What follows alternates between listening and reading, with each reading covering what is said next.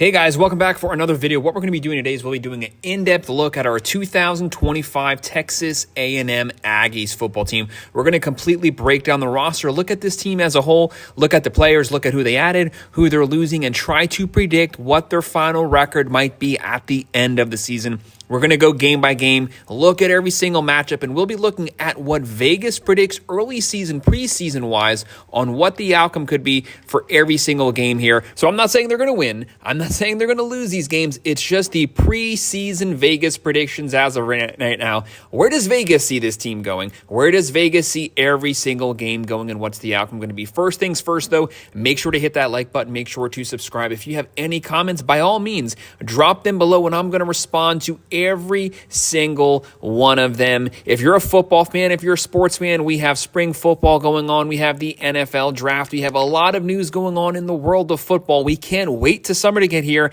and for the college football season to start. Every game we go over all the matchups throughout the regular season. We break down the best bets, the money lines, the spreads, the over-unders. We do everything. Make sure to like and subscribe to the channel. Now, when you're looking at the schedule there on the side of the screen, you see the stars. So obviously the Blue Stars, that's the game that preseason Vegas predicts the Aggies to win those games. The red ones is where Vegas preseason predicts them to lose those games. The yellow stars are where Vegas predicts those matchups could potentially be toss-ups right now. Like I mentioned earlier, I'm not saying they're going to win them. I'm not saying they're going to lose them. I'm not saying they're toss-ups. It's what does Vegas see right now? Obviously, we're still several months out from the season starting, but where things kind of finished for that 2024 Aggies team was a little disappointing. Yes, they had the very first start that lost to Notre Dame. They had a couple quarterback issues. Then they brought in Reed there at the quarterback position. He took off. When he took over as the starter, this team never looked back. Marcel Reed, the guy can sling it, he can run it, showed a lot of promise, but where they messed up was those last four games. They kind of slid off at the very end. They lost 4 of their last 5 total games last season. That's what potentially took them out of the running for the SEC championship. Don't forget last season, at the end of the season, that final month, people were saying they actually had a shot to go to the SEC championship and play Georgia. All they had to do was beat Texas at the very end that last game. They laid an egg. Texas curb stomped them. Texas ended up going to the SEC championship, losing it, of course. But the Aggies, that left a bit of a sour taste in their mouth. There's no reason to panic. There's no reason for that to shade what their prospects are in the 2025 season. Mike Elko, first-year coach, he had to reset the culture there from when Jimbo Fisher left. He had to bring in some of his own guys, let some guys know. Don't forget, when he took over, this Aggies team had a top 5 overall roster in all of college football, blue chip-wise. That's 4 stars, 5 stars. This team was loaded, but they had a mass exodus. A lot of guys left, but he brought a lot of guys in, and he was working the portal this offseason, brought in 24 portal players in total. They had to rebuild the offense. He wants to be tough at the line of scrimmage on both lines. The offensive line, defensive line. They actually had a top 30 defense last season. No issues on defense. Very successful running the ball. Ran for 210 yards per game in the SEC. That's very difficult. But he wanted some of those big pack catchers, some big targets for Marcel Reed to push the ball down the field, but also some potential targets that you could look for on those third down play action calls. They added Jacob Zeno. He's a quarterback. They added Mike O'Reilly from Auburn, tight end. They added the Georgia cornerback Humphrey, the Texas Tech wide receiver Micah Hudson. They had a lot of issues with him, transfer portal guy leaving. Adios, you don't need him. A lot of off-the-season issues. They added the Mississippi State wide receiver Craver. They added Burcher. They added Hayes. They have a lot of pieces that they're bringing in here to complement this team. Outside of Reed, he's a very good quarterback. First season starting in the SEC, he did really good.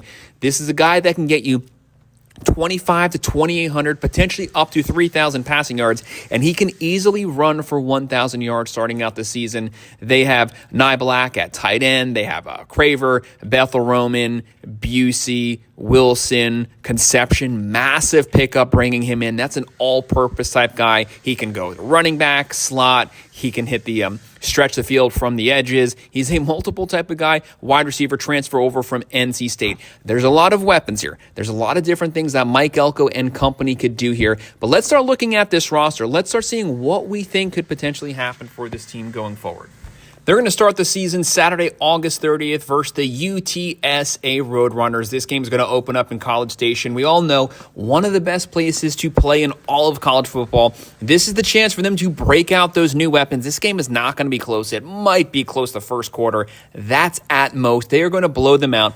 They're going to beat the brakes off of them, but you want to try out this offense. You want to try out those new weapons, see what works. Hold a couple plays back. You don't want the SEC competition to see what you're doing going forward this season, but you're going to beat them up. You're going to get those wheels turning. You're going to be gaining some momentum because you're going to be playing the Irish soon. So that's obviously going to be them. They are going to be favored that game. Then September 6th, we're going to also be at College Station. The Utah State Aggies. This is a team that's not very good. This is not even a bowl eligible team. They are going to blow Utah State out of the water. Back-to-back out of conference games to open the season. 2 games that they're going to win, and obviously they're going to be favored there. And then Saturday, September 13th, this is a huge one. This is a massive one. This was a close game. This game was at College Station last season. The Aggies lost it, but now they have a chance to reload, retool, and the Irish are missing a lot of pieces. This was a very talented team, the number 3 overall defense in all of college football last season. Riley Leonard's gone. Love is back. Love's going to be a great running back. They're going to have some weapons there, but they're replacing a lot of starters on their defense. The offensive line was very banged up, but we know Marcus Freeman and company, that team's going to be talented. They're going to be disciplined. They're going to want to attack you at the line of scrimmage. Thankfully for the Aggies, this is a team that Mike Elko also built at the line of scrimmage. But as of right now, Vegas is predicting this one as an Irish win. That's why we have the red star there. I'm not saying that they're going to lose this game. I actually think they have a decent shot to pull off the upset here, but they're going to have to do it at Notre Dame.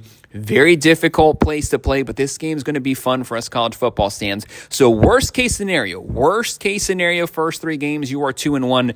Best case scenario, you run the table and you go into that bye week, which is a pretty early bye week, but you go into there 3-0, and then you start SEC play. Saturday, September 27th, we are also at College Station. We have the Auburn Tigers. This is Hugh Freeze squad. He's been hitting the portal. He's been recruiting. He has some health issues going on right now, but you know you can never underestimate Hugh Freeze. Very talented coach, very underappreciated coach. The stage is never too big for him. The light is never too bright for him. This guy who's going to be talented. He's going to be calling the offensive plays. This offense is going to be cruising. They have a lot of weapons they're bringing in, but they're going to still take a step back at the quarterback position. Not that they were even good at the quarterback position last season with Thorne, but really they hit the portal, but they didn't really necessarily hit their mark. But there's going to be a team that can run the ball. They're going to have playmakers at wide receiver, and they had a pretty physical defense last season. Right now, Vegas has this game as a toss-up. If you wanted me to pick what the outcome is going to be as of right now, preseason-wise, I'm going to go with the Aggies winning personally. But technically, Vegas has it as a toss-up right now. And then after that, Saturday, October 4th, the Mississippi State Bulldogs, Jeff Lebby's team, bringing in a lot of transfer portal players, but let's just call it what it is. We like to do that. This is not a very good team. This is not a very good roster. The game might be close first half, but the Aggies are definitely going to pull away second half. They are the more talented team. They are the more physical team.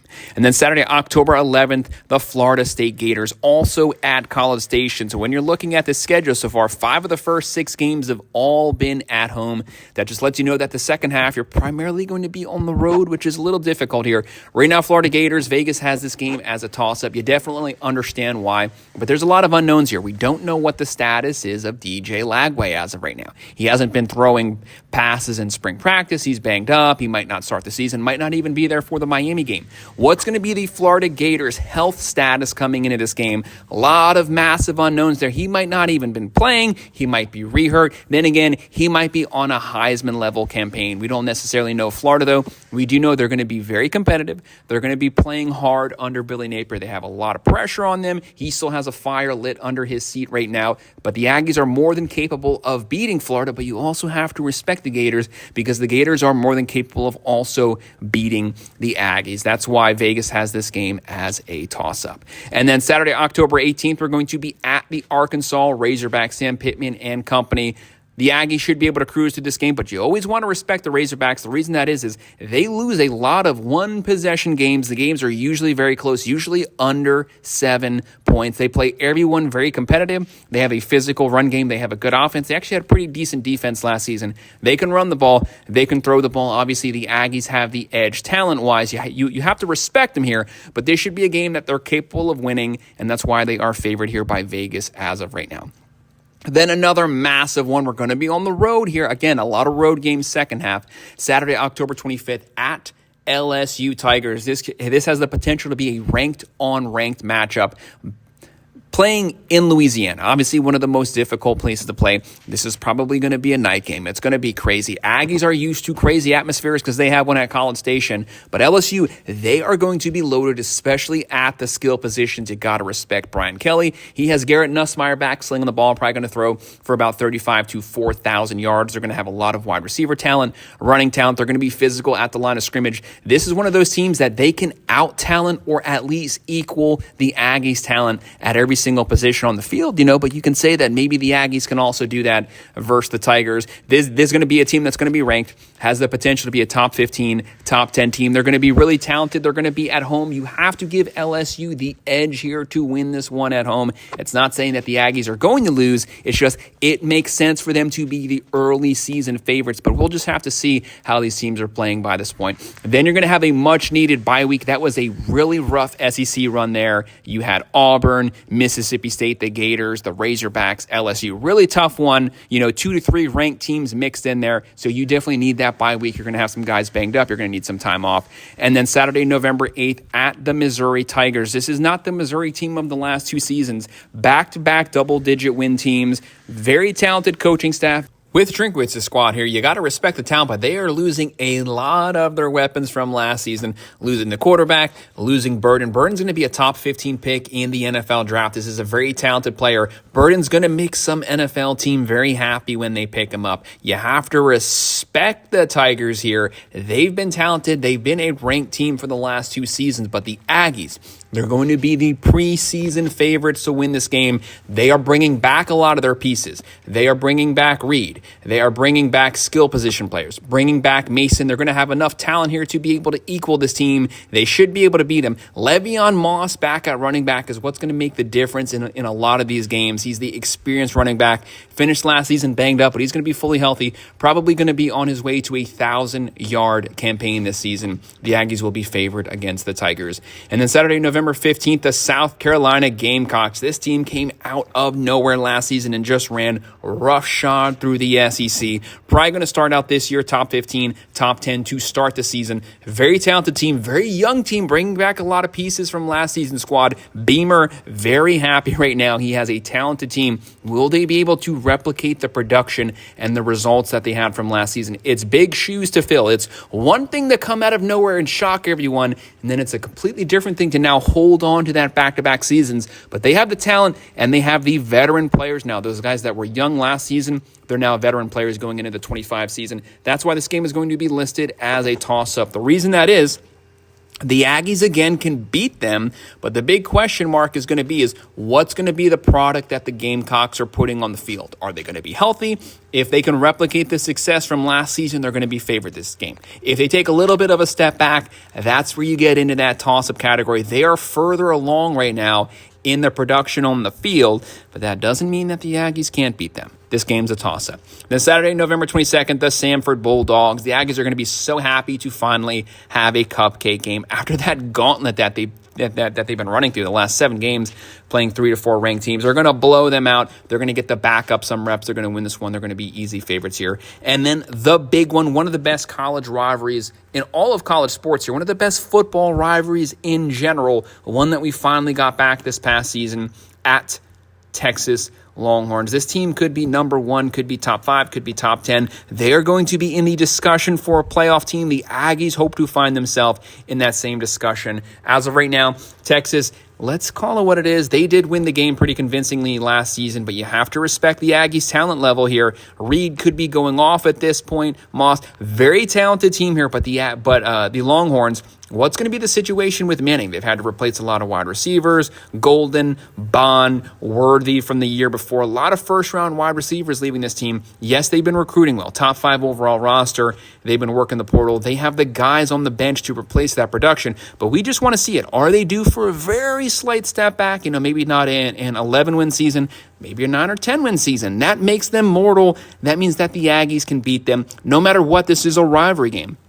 completely take those records, throw them out the window. Anything can technically happen in those type of games. This is going to be a really fun one to watch. But as of right now, just preseason-wise, you have to mark it down as a Texas Longhorns preseason victory. So when you're looking at the schedule here, we have 6 easy wins.